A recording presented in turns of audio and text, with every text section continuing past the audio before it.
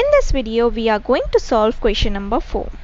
In question number 4, we have to find the least number which must be subtracted from each of the following numbers so as to get a perfect square. Also, we need to find the square root of the perfect square so obtain. Since we need to find the smallest number that we can subtract to get a perfect square number. Also, as mentioned, we have to find the square root, right?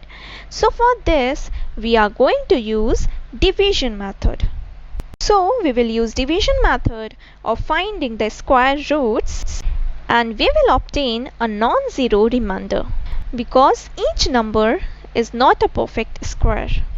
That non-zero number is the number that we can subtract from the original number to get a perfect square. So this is what we are going to do in this question. So let's start. Let me write the answer and quickly move to part 3. Now as you know what we are going to do, let's start. In part 3 we have 3250. So using division method and the same concept from right to left, we are going to put the bar over pairs. Now we have to think about a number, the largest possible number whose square should be less than or at least equal to 32. If we will take 4, so 4 square is 16, which is not around 32. So for 5 square is 25, which is less than 32. Let's check for 6 as well. 6 square is 36, which is greater than 32, so we can't take 6. Taking 5 as our divisor, we are going to write 5 over here and over here. 5 times 5 is 25, so writing 25. Now we are going to subtract 25 from 32, we will get 7. Bringing down this pair, that is 50, we will find our new dividend, that is 750. Again, what we need to do next? Yes, we are going to twice this digit, or 5 plus 5, that gives us 10. So we will write 10 over here. Now we are going to find the largest possible digit that will go here and here as well, such that product of this part and this part should be less than or equal to 750. Right? So just checking out the unit digit, let's take 7. So 107 times 7 is 749. So just a little less than 750. But if you have taken the next digit 8, you would overshoot 750. So that's why the digit you have to take is 7. Okay, and now on doing subtraction, we will get 1 as our remainder. And as we have no more digit left in the original number, the method stops at this stage. And you have got quotient of 57 and remainder 1. And the reason we can say that 3250 is not a perfect square is the reason that we have got this remainder as 1.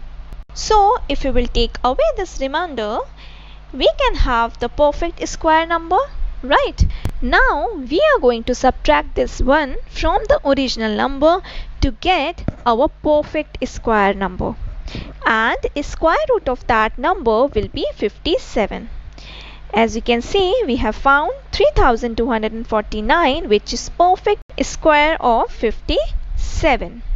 And in this way we have solved this question. So 1 is the least number and 57 is the square root of this number. So I hope so you all have understood. Now quickly move to part 5th. The number in part 5 we have 4000. So using same method and concept from right to left, we are going to put bar over the pairs. So this is our first pair and this is our second pair. Right? And in division method, what we do? Yes, in next step we are going to find the largest possible number which should be less than or at least equal to 40. So let's take 6, right? As 6 square, that is 36, will be around to 40. So let's write it also. 6 square is 36, which is less than 40. Let's check for 7 as well. 7 square is 49, which is greater than 40. So we can't take 7. Taking 6 as our new divisor, we are going to write 6 over here also. 6 times 6 is 36. Now 40 minus 36 will gives you 4. Bringing down the zeros or this pair over here, we got our new dividend as 400, right? Now again, to find our new divisor, we are going to twice this first. So twice of 6 or 6 plus 6 gives you 12.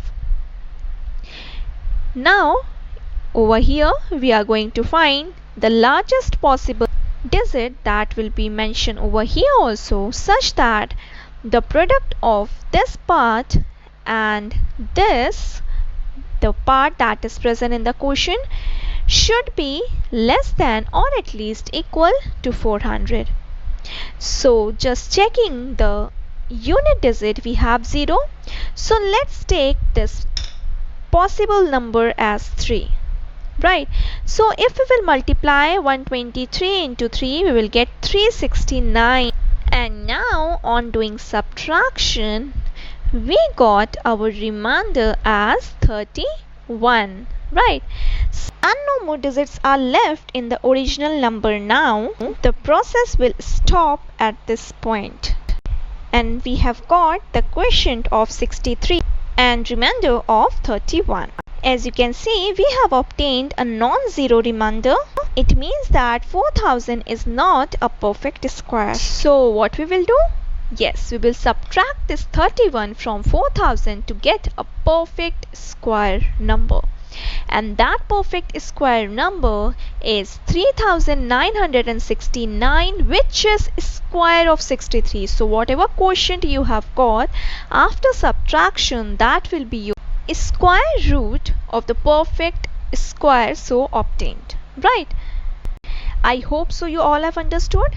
So for part 5th, we have the least number which must be subtracted is 31, and if you will do that, we will get a perfect square root, that is 63.